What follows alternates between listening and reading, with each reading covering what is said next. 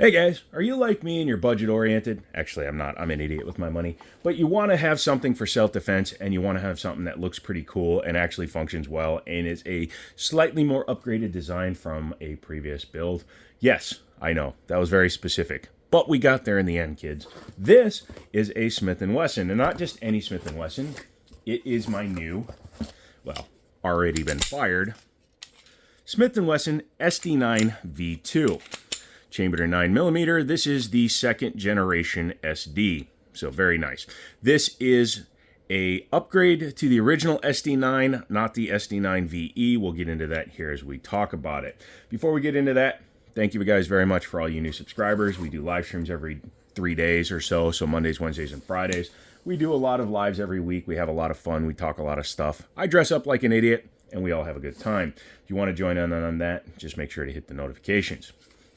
The SD9 lineup originally started way back with the Sigma, and Glock sued them into the ground for that design. So then they came out with the SW series and eventually the SD series. The SD series, which this gun is based on, was pretty damn successful as a lower price alternative to the G-Lock. G-Lock is an Austrian company, and G-Lock is unfortunately not well known for tolerating clones, and G-Lock will sue the hell out of people. And yes, for those of you that are wondering, I am mispronouncing Glock on purpose. This is a still obvious Glock clone, which is probably why they did it. Let's face it, the Glock stuff is reliable. The Glock stuff works fine. There's a very big reason for that. And let's get the elephant out of the room. This is why. Do you see that friggin' gap in this gun? Hang on for a second. And yes, he has to go to his wall of guns to show you a difference between a high quality gun and what we have in front of us. This is a gun based on a CZ75. And as you can see, it actually has what are called tolerances. The way that a Glock stays reliable, much like an AK, is that it has super loose tolerances, which means there's all this room in here so I can get rid of dirt, mud, water, whatever gets in there, while also staying semi-functional. So these guns will eat tons of bad ammo, things like that, because there is so much gaps. When you put the magazine in, the gap between the barrel and the top of the mag follower, all that stuff allows for much more loose tolerances. People joke and say AKs are reliable because they rattle. Rattle means reliable. Same thing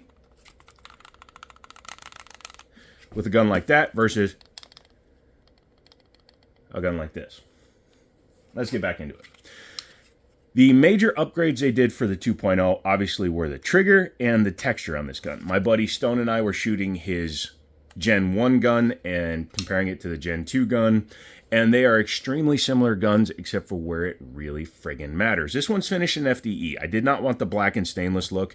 The black and stainless look, the full stainless slide on the SD9 VEs, were because that was the cheaper gun, and I did not want to go ahead and go with the cheaper looking gun. The FDE looks pretty good. It's a slight two-tone. You can see the tone on the slide is a little bit darker than the frame.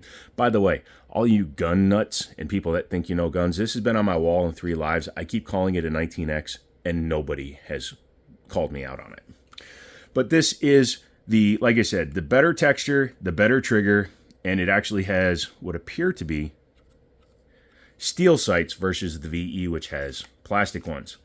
Much better slide serrations than the Gen 1, but it has the exact same release down here, and it has the exact same ergonomics. The cuts are different. They are a little bit less sharp, which actually, in my opinion, is a bad thing, but what can you do? That's just the way times go. They went for aesthetics over function, which I don't always care for. It does have top serrations to help with anti-glare. It also has a loaded chamber hole, which is not always a great thing because depending on the round you're firing or if you get an out of battery or anything stupid like that, you get a lot of powder that can come out of there. Thankfully, it's not a threaded barrel, so it can't shoot suppress. Suppress guns, oh my goodness, they shoot so much crap back in your face. Be careful with that. Standard striker fire design, again copying the Glock, so it's a pre-cock striker design. Has a reversible, no, actually it's not, excuse me, I thought it was going to be reversible, but it's not. It's basically a Gen 3 clone of the mag release. Has the standard Glock takedowns, regular trigger guard, no undercuts or anything fun, so it doesn't allow you to get too much higher on it. It's the same size as a Glock 19. It's actually a 3.88 inch barrel, but everybody calls it a 4-inch barrel because, you know, why be correct? Has enough of a grip so that I can get my big meaty hands on the whole thing. Has a little bit of sandpaper style texture right there, and then it has these little like pyramid dot style texture. These are nice and aggressive. I approve of those. These, when it's in your hand, that gun ain't going anywhere. And yes, that is English. The box, it comes with the gun.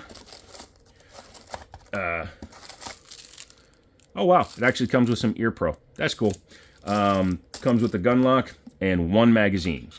The street price of these guns when they're not the FDE or the all black are $299. You can usually find them a little bit cheaper depending on where you go. This one was $318 because it has the slightly more expensive coating. That's right, $18 more, and you don't have to look like every other drone on the planet. Mag release is easy to hit, and it drops the mags very well. As you can see, not a problem. Even if you're a lefty, you can just come in here. Oh, maybe it's not as easy as I thought. Could also be just because I have bad hands. Has memory notches up here, which is nice. The first gen did as well, but these are, again, the stippling is much better. So you can get your hands up there. You can have points on there. If you go like that, that's not, you know, you can make it kind of like a gas pedal. It's also a good place to keep your mind from letting your finger go down there. Keep your finger off the trigger, kids.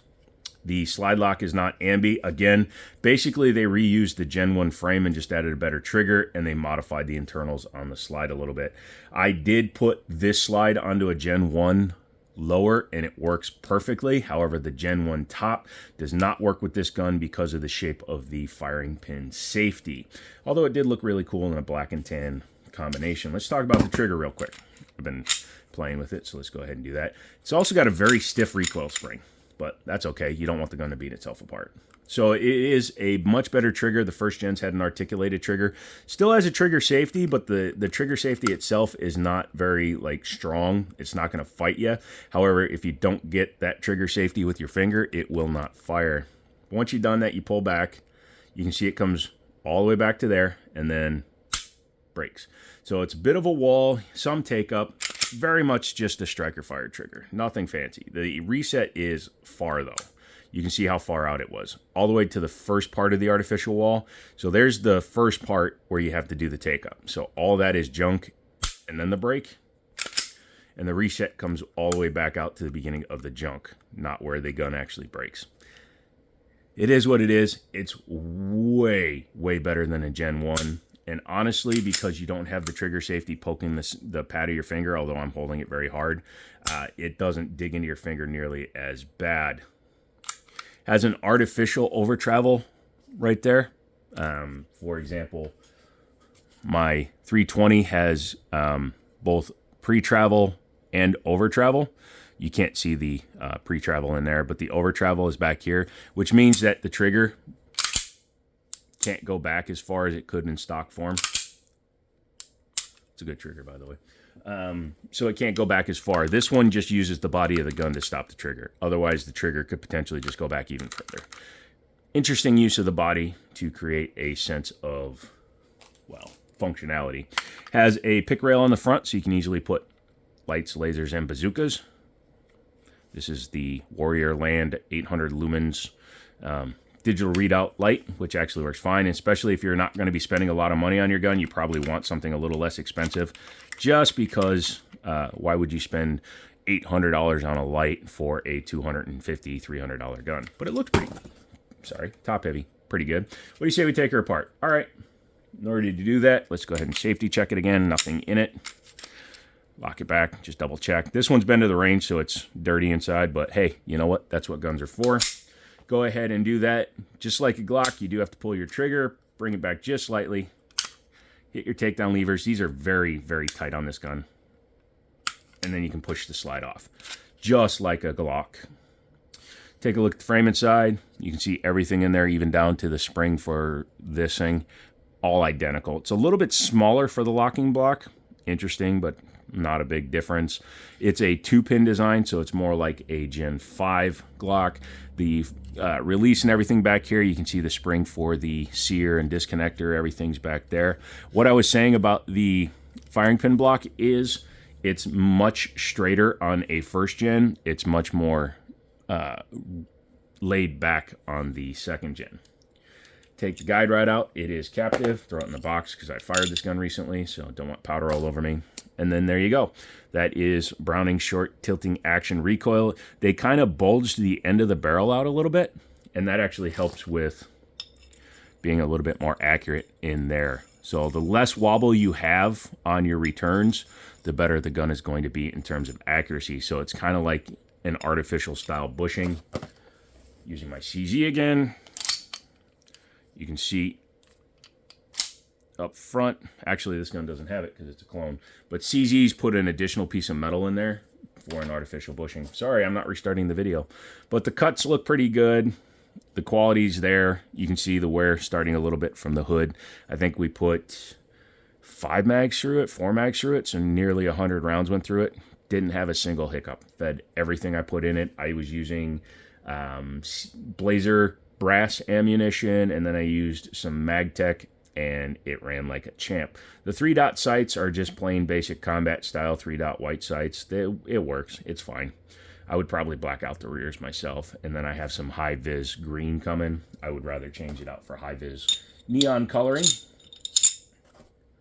Make sure that you put your guide rod in the correct way. You'll see the front here.